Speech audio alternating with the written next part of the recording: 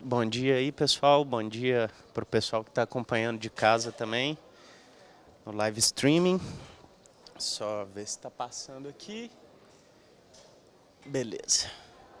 Bom, um prazer estar aqui com vocês, mais uma vez, segundo ano que eu estou aqui consecutivo na WebBR. E, assim, essa é uma das coisas que eu mais gosto de fazer, não estar aqui em cima falando, mas trocando conhecimentos, tendo essa oportunidade de estar aqui, né, junto com pessoas pensantes, né, e trocando ideias, trocando conhecimentos. Então é uma das coisas que eu mais gosto. Quero agradecer o pessoal da W3C pela oportunidade, pelo convite, antes de mais nada. E bom, para a gente começar, eu quero que levante a mão para mim, por favor, quem conhece o AngularJS. Assim, um ou dois aqui, né, na plateia não levantaram a mão. Para quem não conhece, o AngularJS é um framework do Google, em JavaScript, é um framework open source para desenvolver aplicações web. E uma das principais características do Angular é que ele usa o próprio HTML para criar componentes, né? Então, e isso realmente marcou na época em que o Angular foi criado. E essa criação de componentes usando o HTML é feita com uma feature chamada diretivas no Angular, né? Uma das principais do Angular. Mas ele também tem outras features que, na minha opinião, foram responsáveis pela adoção em massa do framework, que são a separação de preocupações, né, com o MVC, no caso, ou MVW, para quem preferir, né, MV qualquer coisa. Basicamente, né, antes, na época em que o Angular foi criado, não era uma coisa muito comum, mas hoje em dia já existem vários frameworks JavaScript que também têm essa feature. O Data Binding, que facilita bastante manter todos os componentes na UI atualizados, com os dados mais recentes. E o mecanismo de injeção de dependências, que é o meu favorito. Facilita bastante testar o código, né? Escrever testes automatizados para o código e também manter o seu código desacoplado, bem organizado, fácil de se trabalhar, né? Então, essas são algumas características do Angular. E, bom, não é à toa que hoje o Angular é o terceiro projeto mais popular do GitHub, em termos de stars. Tem mais de 18 mil forks, mais de 1.000 contribuidores únicos. E se você for pesquisando pela web, existem várias conferências focadas só em Angular, na Europa, nos Estados Unidos, em vários lugares do mundo. Aqui no Brasil, infelizmente, ainda não. Mas acredito que provavelmente em breve terão conferências sobre Angular. E, assim, tudo isso só para mostrar que o projeto realmente é um sucesso, né? E ele tem toda essa popularidade, não é à toa, tá certo? Então, só que, ano passado, em uma dessas conferências focadas em Angular, a NG Europe, a equipe do Angular anunciou que eles estavam trabalhando numa nova versão, o Angular 2. E é por isso que a gente está aqui hoje, para falar sobre o Angular 2 e o futuro do desenvolvimento front-end. Ou seja, eu não vou falar só sobre Angular, mas eu vou falar do futuro do front-end em geral. Bom, alguns avisos antes de começar.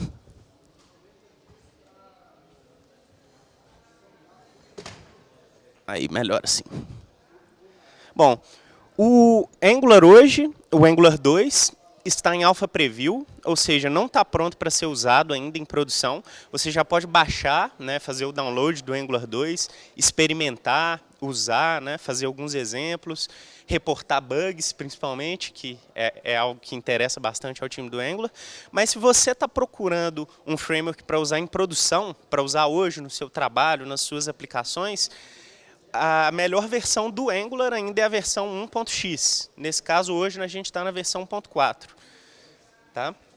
Então, versão Angular 2 ainda está em Alpha Preview. Versão Angular 1 pronta para produção, bem estável. Suporte é 9 para cima.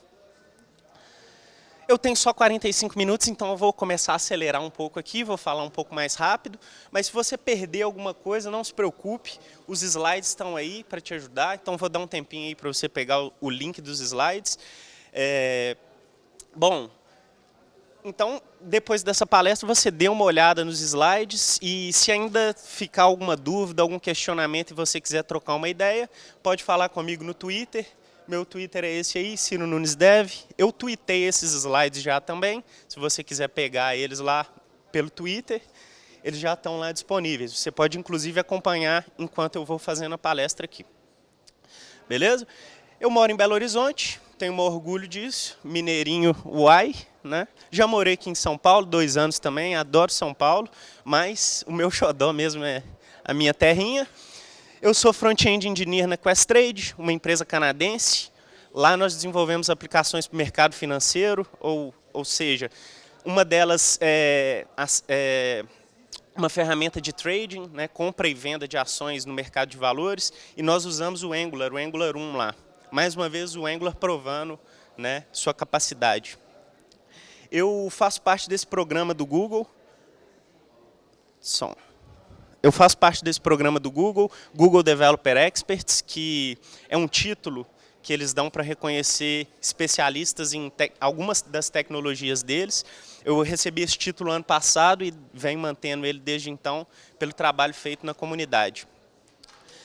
Eu organizo esse meetup também de AngularJS lá em Belo Horizonte, o AngularJS BH. Eu não sei por que eu esqueci de colocar o slide aqui do AngularJS SP, que é o grupo de meetup que eu organizo aqui em São Paulo também. Começou na época que eu morava aqui, mas ainda está acontecendo o grupo. Então, deem uma olhada lá no meetup.com se você está procurando aí um grupo para reunir e conversar sobre Angular, trocar experiências. Esse aí é um bom lugar para ir, beleza? Então, ao que interessa, Angular 2 e o futuro desenvolvimento front-end. Vou dividir essa palestra em 3 partes. Primeiro, nós vamos entender por que uma nova versão, certo? Já que a primeira versão não é tão boa, então por que eles estão criando uma versão nova? O que essa versão nova vai ter de melhor? É claro, se está sendo feita uma versão nova, ela tem que ser melhor do que a antiga. E como eu me preparo não só para o futuro do Angular, caso eu queira usar o Angular, ou precise usar o Angular, mas para o futuro do front-end em geral. Então, começando pelo começo, por que uma nova versão? Assim, é uma longa história, então eu tentei resumir em 2 pontos principais, as 2 razões principais. Primeiro, algumas decisões de design equivocadas que foram tomadas na época em que o framework foi criado pela primeira vez, né? Então, assim, depois de muito tempo, o time do Angular conseguiu perceber que eles cometeram alguns erros e eles estão dispostos a arrumar esses erros. E, mais importante, a evolução da plataforma. Plataforma que eu falo aqui são os browsers. Os browsers estão evoluindo. Quantos recursos novos os browsers já têm? Então, o framework precisa se adaptar, precisa estar de acordo com esses novos padrões. Então, alguns exemplos de decisões de design equivocadas. Para quem não conhece o Angular, isso aqui pode não fazer muito sentido, mas eu vou tentar explicar de uma forma que seja mais proveitosa para todos. Então, primeiro, o Scope e o Digest Cycle. O mecanismo de detecção de mudanças no Angular, responsável pelo Data Binding, é baseado nesses 2 caras aí, o Scope e o ciclo de digestão do Angular. Mais para frente eu vou falar um pouquinho mais sobre isso, porque que isso é ruim. Então, esse mecanismo, ele causa alguns problemas de performance. Na verdade, ele pode causar, né? Então, essa foi uma má decisão de design e eles estão mudando isso. O objeto de definição das diretivas, como eu tinha falado um pouco antes, as diretivas são as responsáveis por criar os componentes usando o Angular. Então, elas têm uma API, né? Para criar componentes no Angular, você usa essa API das diretivas. E ela é muito complicada, muito grande, muito difícil de aprender, o que causa uma queda de produtividade usando o Angular. Então, eles também estão melhorando isso. E, por fim, a noção de um Dependency Injector global. Eu falei que o mecanismo de injeção de dependências é uma das minhas coisas favoritas, mas como é feito no Angular 1, impossibilita, por exemplo, fazer lazy loading de componentes, ou carregar componentes sob demanda. Então, eles também estão melhorando isso. E sobre a evolução da plataforma, vários exemplos aí, citando alguns, Web Components, os recursos novos aí da ECMAScript, Webworkers, aplicações mobile, que quando o Angular foi criado a primeira vez, ainda não tinha essa preocupação com aplicações mobile, e muito menos com aplicações offline. Então, alguns exemplos aí de padrões web, coisas que os browsers estão implementando e que o Angular não tirou proveito quando foi criado. Então, eles tinham duas opções. Ou eles iam se adaptando de forma incremental, ou seja, resolvendo os problemas de design e se integrando com os novos recursos da plataforma pouco a pouco, ou então eles poderiam começar o projeto do zero e fazer realmente tudo de novo. E foi exatamente isso que eles fizeram, né? Eles decidiram ir pela forma Big Bang, né? Começar um projeto do zero e quando ele estiver novo, eles lançam. No meio tempo, a comunidade pode continuar usando a versão 1. Então, eles criaram esse novo site aí, angular.io. Se você quiser já começar a experimentar o Angular 2, dar uma olhada na documentação. As coisas ainda estão começando a se mexer ali, tem muita coisa incompleta ainda, mas já dá para ter uma noção do que vai ser o Angular 2. Agora que a gente sabe o porquê de uma nova versão, vamos ver o que essa nova versão vai ter de melhor. Claro que não dá para eu falar de tudo que vai mudar, certo? Então, eu escolhi 3 coisas que eu acho que são legais comentar. Primeiro, como o Angular está adotando alguns padrões web, né? Essas evoluções da plataforma, como o Angular está evoluindo para acompanhar elas. A sintaxe de templates do Angular, que está mudando um pouco, e nós vamos entender também por que dessas mudanças. E o mecanismo de Change Detection, que, como eu tinha falado um pouco mais cedo, no Angular 1, talvez o gargalo de performance. E agora eles estão resolvendo aí esse gargalo. Então vamos lá.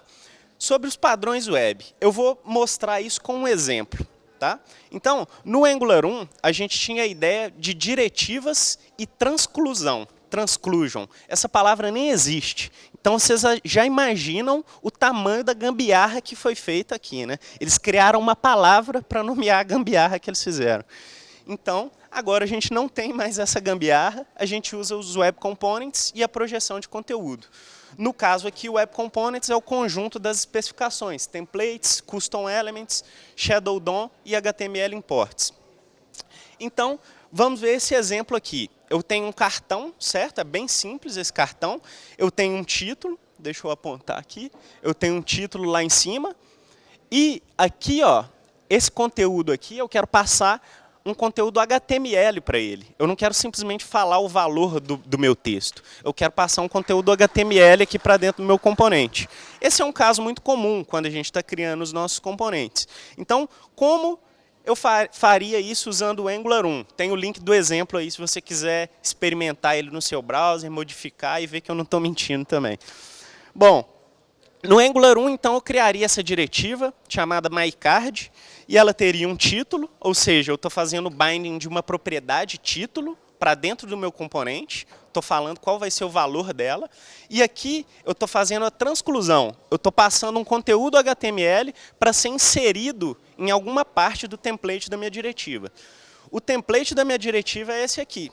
Eu tenho um componente, aqui eu faço o binding da propriedade título, ou seja, eu exibo o valor dessa propriedade título, e aqui eu faço a transclusão do conteúdo, ou seja, o título que eu passei aqui vai entrar no título que eu passei lá no template. O conteúdo transcluso aqui vai entrar dentro dessa div com ng transclude. Bem simples. E aí entra o objeto de definição das diretivas, que é um pouquinho complicado, que eu tinha falado antes. Mas, basicamente, aqui eu estou isolando o escopo da minha diretiva e falando que eu vou receber essa propriedade title, de alguma forma. Ela faz parte da API da minha diretiva. E também que essa diretiva vai aceitar a transclusão de conteúdo. Então, no Angular 1 era assim que funcionava. Agora, vamos ver no Angular 2. Está aí o link também do exemplo, se você quiser experimentar. Bom, a sintaxe mudou um pouquinho, eu vou falar sobre ela daqui a pouco, na próxima parte, mas basicamente a ideia aqui é a mesma. Eu passo um título, fazendo o binding da propriedade, e passo um conteúdo para fazer agora a projeção de conteúdo. Vamos ver como que isso é diferente no template. No template, a única coisa que muda é essa tag content aqui. Essa tag content é um padrão web. Ela já existe nos browsers. O Angular não está implementando isso agora. Ele não está fazendo a gambiarra da transclusão mais. Certo? E agora a gente já vai ver um pouquinho de código Angular 2, usando os recursos mais novos aí da ECMAScript. Então eu estou importando aqui alguns pacotes de dentro do Angular 2, alguns módulos do Angular 2, e eu, usando a notação componente, eu faço aí o meu seletor por myCard, e depois eu falo que a propriedade title, né, vai ser um dos bindings desse componente. E eu habilito o encapsulamento da view desse componente como nativo. O que é que isso faz? O que é que o Angular está fazendo aqui? Ele está dizendo, porque você também pode configurar para fazer fallback. Se o seu browser não suportar o Web Components, o Angular ainda vai te deixar fazer o fallback aqui, né? Você vai poder conseguir emular o modo de encapsulamento se o seu browser não suportar o nativo. Então, a vantagem disso aqui que eu mostrei é bem simples. Primeiro, a gente tem encapsulamento real de componentes. A próxima palestra é sobre CSS, da Thalita aqui. Então, usando o Web Components, a gente tem encapsulamento de verdade no CSS. A gente nunca teve isso, né? Então, é o web realmente indo para frente e o Angular acompanhando. A gente usa o Shadow DOM, outro padrão aí, né? Então, mais uma vez, tirando benefícios de performance do próprio browser, né? Usando os padrões. E também, nesse exemplo que eu mostrei, eu estou usando todos esses recursos aí da ECMAScript 2015, 2016, 2017, né? Ou ECMAScript 6, tanto faz o nome. E, bom, na verdade, a equipe do Angular está recomendando até a trabalhar com TypeScript, né, por causa da questão das anotações, decorators. Ou seja, o Angular está tão envolvido nos padrões web que eles estão, inclusive, participando de discussões, coisas que ainda nem foram decididas, e eles já estão experimentando elas dentro do framework em parceria com a equipe da Microsoft, do TypeScript. Bom, agora sobre a sintaxe de templates. Usando aquele mesmo exemplo do cartão, dessa vez eu estou fazendo binding aqui, ao invés de passando o texto do título direto, eu estou passando uma interpolação aqui. Ou seja, o valor dessa propriedade title vai ser inserido dentro da minha diretiva. E eu criei duas propriedades novas aqui, uma visible, para saber se o conteúdo da minha diretiva está visível, e uma remove, que vai ser um método para executar. Repara como que a API das minhas diretivas é complicada. Eu posso passar duplas chaves com uma interpolação, eu posso passar só o nome da propriedade que eu quero assistir, ou então eu posso passar um método para ser executado. Realmente é uma bagunça. E lá no objeto de definição das diretivas, eu ainda tenho que configurar os meus bindings da forma que eu quero usar. Ou seja, olha quantas regras para decorar. Eu tenho que saber o que é arroba, o que é igual, o que é, né, esse E comercial aí. Então, no Angular 2, as coisas estão mudando. Basicamente, agora nós só temos duas regras, bem simples. Quando você quer fazer o binding de propriedade, você usa colchetes. Para a entrada de dados na minha diretiva, eu estou passando valores para dentro dela. Eu faço isso usando os colchetes. E eu uso parênteses para saída de dados, ou seja, para executar eventos. Então, evento de clique, evento change, todos os eventos nativos do browser, ou então eventos customizados, como no caso esse remove que eu criei. Então, a sintaxe está mudando aí. E quais são os benefícios dessas mudanças? Primeiro, menos regras para memorizar. Se vocês não repararam que agora eu não tenho nada de arroba, igual, e-comercial, eu simplesmente, quando eu quero entrar com dados na minha diretiva, eu uso colchetes. Quando eu quero sair com dados, ou seja, executar eventos, eu uso parênteses, menos regras. Para quem se preocupa em ainda validar o HTML, usando lá os validadores da W3C, todos esses conjuntos de caracteres que foram mostrados aqui ainda constituem um HTML válido, certo? Então, mais uma vez, sempre dentro dos padrões web, sempre de acordo com os padrões. E a sintaxe é mais semântica. Agora eu tenho uma regra bem clara, né? Mais uma vez, explicando aí os colchetes para entrada de dados, o parênteses para saída, né? Uma regra bem semântica, faz sentido. E sobre o mecanismo de change detection. Esse aí era o principal vilão do Angular 1, né? Por isso que, inclusive ontem teve uma palestra aqui mostrando vários artigos contra o Angular, recomendando não usar o Angular por problemas de performance. E esse cara aqui era um dos grandes responsáveis. Vamos ver como ele está mudando. Então, antes, no Angular 1, existia a ideia de grafos cíclicos. E no Angular 2, a ideia de árvore de componentes. Vamos ver o que é isso, na verdade. Bom, então uma aplicação Angular 1 pode ser representada dessa forma. Um grafo, né? Eu tenho componentes que dependem de outros componentes e eles estão interligados entre si, mas eu não sei realmente quem é pai de quem é filho de quem, qual é a relação entre eles. Então, quando um binding atualizava, por exemplo, esse aí que foi marcado, quando um binding atualizava na aplicação, o sistema de detecção de mudanças, que é baseado em dirty checking, tinha que ficar checando cada um dos bindings, né, relacionados, para saber se algum tem realmente uma relação com o binding que mudou e fazer a atualização da view. Ou seja, o ciclo de digestão do mecanismo de detecção de mudanças era ineficiente. Às vezes ele rodava 3, 4 vezes sem necessidade, só para atualizar um binding, né? E agora, no Angular 2, a gente tem essa noção de árvore de componentes. Então, toda aplicação Angular 2 vai poder ser representada dessa forma, uma forma muito mais previsível. Eu vou conseguir falar para as pessoas sobre minha aplicação só mostrando uma árvore, sem precisar, de fato, mostrar a aplicação para elas. Então, eu sei que quando um binding atualizar, por exemplo, aqui, no meu item to do aqui, né? O caminho que o Angular vai fazer para atualizar esse binding é bem claro. Ele vai sempre sair do componente raiz e vai descendo pelo caminho dos filhos. Ou seja, o ciclo de digest, né, esse que ficava rodando várias vezes no Angular 1 para saber onde atualizar os bindings, vai rodar só uma vez no Angular 2. A gente já sabe disso, porque o caminho que ele vai percorrer para atualizar os bindings é muito claro, né? E os bindings, no Angular 2 também tem uma outra diferença, é que cada componente tem o seu próprio change detector. Então, olha aí, o componente app, que é esse componente maiorzão de todos, engloba todos aí, ele tem o seu próprio change detector. O componente de to-dos também tem o seu próprio change detector. E cada item to-do tem o seu próprio change detector, né?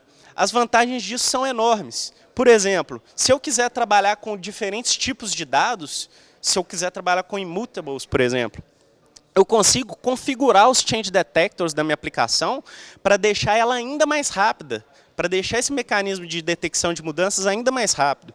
Então, eu sei que depois que eu criar um to-do, eu posso desabilitar os change detectors desses to-dos, porque eles só vão mudar com a interação do usuário, certo? Então, no Angular 2, eu vou poder, com uma simples configuração de estratégia de detecção de mudanças, ter ganhos de performance incríveis, certo?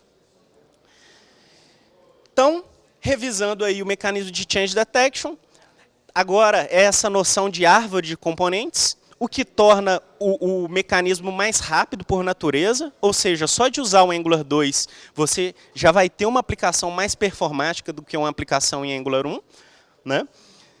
Mais rápido por design, e pode ser ainda 3 a 5 vezes mais rápido se você usar estratégias diferentes de detecção de mudanças. Ou seja, se você configurar o mecanismo, ele pode ficar ainda mais rápido.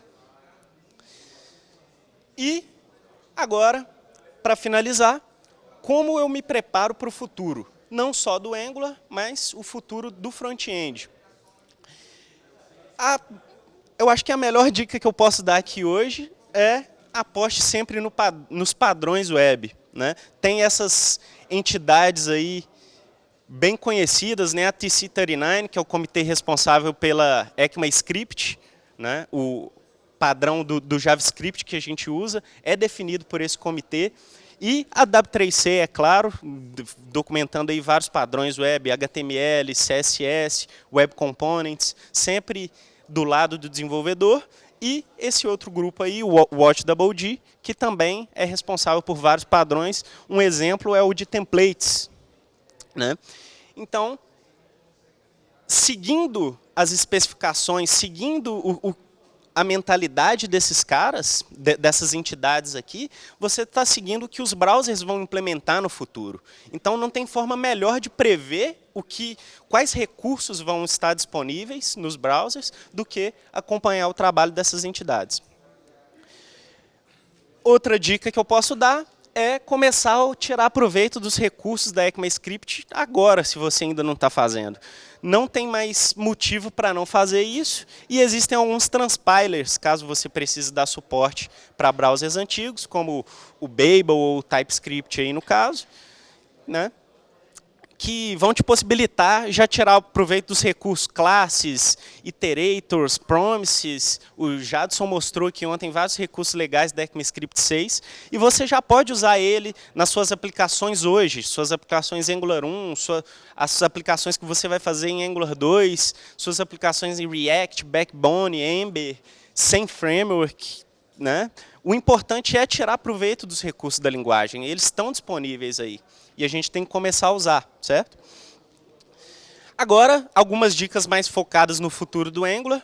Caso você tenha uma aplicação Angular 1 e você já está planejando em migrar ela para Angular 2 para tirar proveito de todos esses benefícios, um dos melhores caminhos a seguir é, na sua aplicação Angular 1, seguir esse guia de estilo feito pelo John Papa. É um guia de estilo que documenta as melhores práticas em aplicações Angular 1, e esse guia foi todo revisado pela equipe oficial do AngularJS. Então, ele é realmente recomendado.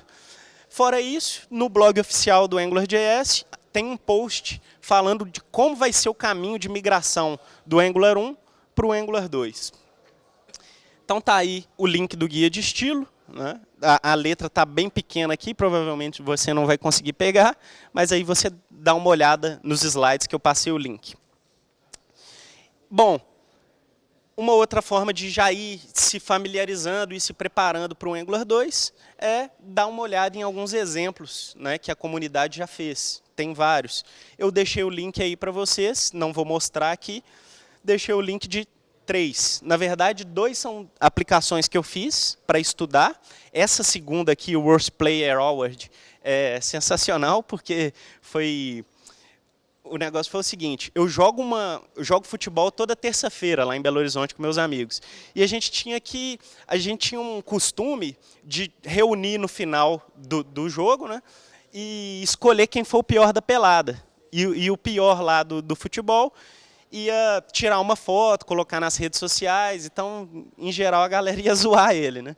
Então, para escolher esse pior da pelada, eu fiz um aplicativo usando o Angular 2. Está aí open source, para quem quiser abrir o código, dar uma olhada. Tem testes unitários. Eu estou tentando seguir as melhores práticas recomendadas já pelo time do Angular. Então, vale a pena dar uma olhada lá no código-fonte para se inspirar um pouco. E esse último link é uma galeria. Tem alguns exemplos aí também usando o Angular 2. Vale a pena dar uma olhada. Então, recapitulando, o Angular 2 é uma plataforma de desenvolvimento, como eles se denominam, não é um framework. Você pode usar o Angular para criar o seu framework de desenvolvimento. Um exemplo disso no Angular 1 é o Ionic, que é um framework feito em cima do Angular, certo? E é uma plataforma de desenvolvimento focada em evergreen browsers, ou seja, os browsers que estão implementando os padrões web, que estão seguindo as especificações. Ou seja, um browser evergreen é todas as especificações que foram aprovadas, eles implementam. Caso você queira usar o Angular com browsers que não são evergreen, você pode usar a versão 1. Ela sempre vai existir, ninguém vai deletar ela não vai sumir. O mecanismo de change detection pode ser até 8 vezes mais rápido, né, na versão 2 comparando com a versão 1. Existe o suporte a Web Components e outros padrões web, né? Ou seja, Web Workers, enfim, os padrões web. O Angular segue os padrões web, ele não reinventa nada. E a sintaxe bem mais semântica, né? A sintaxe de templates, igual eu tinha mostrado, agora tem menos regras e ela realmente faz um sentido. Não só a sintaxe de templates, mas o time do Angular está tentando, como se diz, simplificar ao máximo, aumentar a produtividade com o Angular 2, deixando as coisas mais semânticas, né? Tudo fazendo mais sentido e as peças ficando com o mínimo de regras para se decorar possíveis, né? Então, era isso que eu tinha para falar hoje. Agora eu quero abrir o debate para perguntas. Caso você tenha vergonha ou não esteja a fim de falar aí na frente da galera, pode mandar no Twitter que eu vou responder na medida do possível. E se você gostou dessa palestra, não gostou, eu realmente espero que você me dê um feedback, porque eu quero melhorar para as próximas. Beleza? Então, muito obrigado.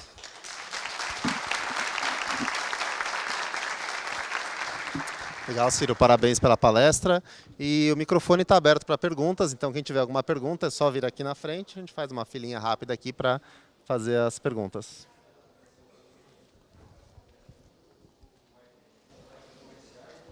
Bom dia. Bom dia. Meu nome é Rafael, sou de Caruaru, Pernambuco. Parabéns pela palestra. E minha questão é o seguinte, em relação ao uso do TypeScript. Se eu optar por não usar TypeScript, quais são as desvantagens? Ótima pergunta. Agora, as desvantagens de não usar TypeScript são, por exemplo, não tirar proveito das annotations. Você reparou que eu mostrei alguns códigos com @component, @view. Essas annotations, elas são baseadas em um padrão que ainda está sendo discutido para ECMAScript 2017, que são os decorators. Ou seja, você vai lá, escreve a sua classe toda em JavaScript normal, sem nenhum código Angular, e as especificidades do Angular vão para as anotações, para esses decorators, certo? Isso deixa o código bem mais simples de reutilizar, de testar, tem uma série de benefícios. Não usando o TypeScript hoje, você não tira proveito, basicamente, de algumas features dessa, que provavelmente vão chegar no browser daqui a um tempo. Obrigado. Beleza. Obrigado. Oi, pronto. Bom dia. Tudo bem? Beleza. Sou o Nathan Arcaellon, adorei sua palestra. Obrigado. Eu tenho uma dúvida, assim. Eu não conheço o Angular, aí eu queria uma sugestão. Começo a estudar mesmo do 1, assim, ou já vai direto pro 2, assim, para já, sei lá, ir se acostumando? Muito boa a sua pergunta. Bom, vai depender da sua situação, o que você está procurando. Se você realmente está de olho no futuro e está querendo, e é um cara que gosta de experimentar, não tem problema em tentar usar uma tecnologia e quebrar tudo e você ter que reportar bugs e às vezes não funcionar, então vai para o Angular 2, porque assim, mesmo que você não vá usar, realmente é um aprendizado muito legal. Como eles estão de olho assim nas novas features da linguagem, como eles estão tirando proveito disso no framework. Então, realmente vale a pena. Mas se você tem que desenvolver uma aplicação em produção e você está procurando um framework para te ajudar, o Angular 1 ainda é o melhor. E, seguindo o guia de estilo, automaticamente você está pegando um gancho para o Angular 2. Então, para chegar... O que eu digo é uma nova versão, é um projeto completamente novo, o Angular 2, mas a essência é a mesma, né? O time do Angular se preocupa bastante com a testabilidade do código, com a produtividade do desenvolvedor. Então, essa essência continua, né? Aprendendo o Angular 1, você já está dando um passo para o Angular 2 automaticamente. Beleza? Obrigado.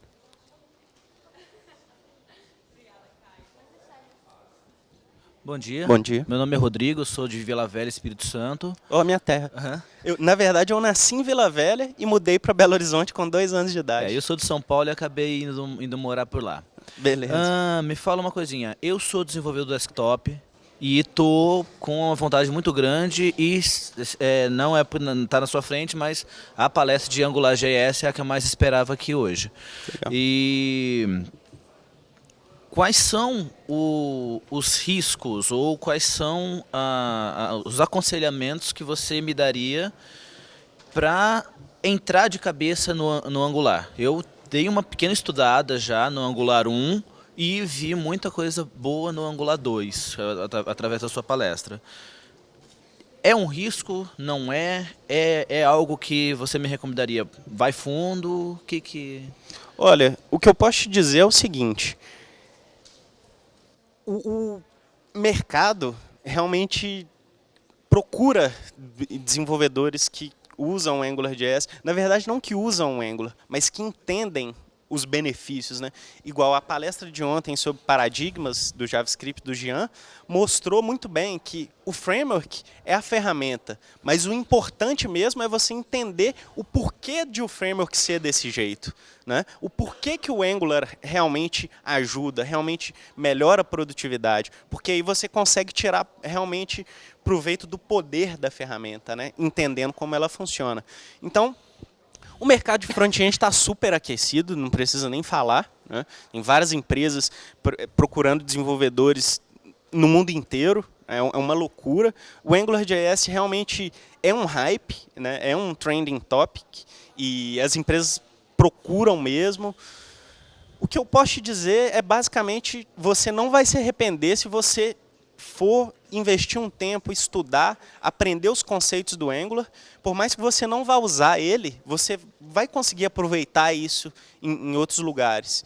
E saindo do desktop e indo para a web, você tem aí a universalidade de acesso, né? Você atinge uma camada muito maior, né? Naturalmente.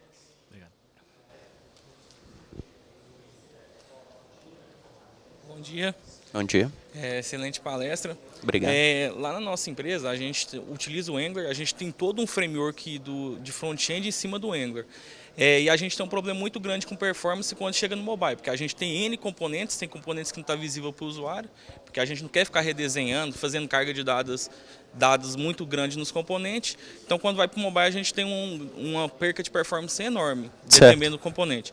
Pelo que eu vi você falando no Angular 2, a gente vai ganhar muita performance, principalmente para esses casos, que a gente tem uma árvore imensa de componentes. Certo. Como que você vê que vai ser essa migração para empresas que trabalham em cima, constroem um framework em cima do Angular, que no caso de vocês, aparentemente, no nosso, de outras empresas, como que você vê que vai ser essa migração para o Angular 2? Se vai ser mais para coisa nova ou se já vai dar para reaproveitar algumas coisas? Bom, tudo vai depender da forma como você estruturou o código, o seu código Ember, no caso, né? Porque geralmente o problema Angular. Angular, desculpa, eu estava entendendo Ember. Então, legal. Aí a resposta é bem diferente. Na verdade é o seguinte, você usando o Angular 1, para você migrar para o Angular 2, você tem algumas opções. O que o time do Angular está recomendando no momento é fazer de forma incremental. Eles vão possibilitar que você misture componentes do Angular 1 e do Angular 2, então você vai conseguir ter uma aplicação mista, né? Ela é uma aplicação Angular 1, mas você já está usando alguns componentes Angular 2 que você foi migrando aos poucos. Então, por exemplo, no seu caso, você poderia pegar as partes mais críticas, onde você está tendo problema de performance, e já migrar para o Angular 2, para já começar a tirar proveito dos benefícios, né? Realmente, você vai lá, faz o benchmark, vê se ficou mais rápido, ótimo. Resolveu o meu problema. Agora eu vou passar para o próximo componente. E vai migrando aos poucos até a aplicação virar vários componentes Angular, e aí Angular 2, e aí você realmente tira o Angular 1 e passa a usar só o 2. Esse é o caminho feliz, né? É o caminho ideal que eles estão traçando, e eles estão trabalhando forte nisso. Tem um blog post lá no blog oficial do AngularJS, você pode dar uma olhada. Mas, basicamente, não só uma aplicação Angular, em Angular 1, para fazer a migração, basta, né, que você esteja disposto a investir um tempo aprendendo a tecnologia nova e realmente adotando uma estratégia de implementação e seguindo ela de ponta a ponta. uma coisa que eu posso dizer é que os testes unitários vão te ajudar bastante nesse momento aí, né? Você está refatorando componentes, com uma suíte de testes automatizados você consegue saber se alguma coisa quebrou ou não, e aí a migração fica mais tranquila também. Certinho, obrigado. Legal, Ciro, obrigado, parabéns pela palestra. Obrigado.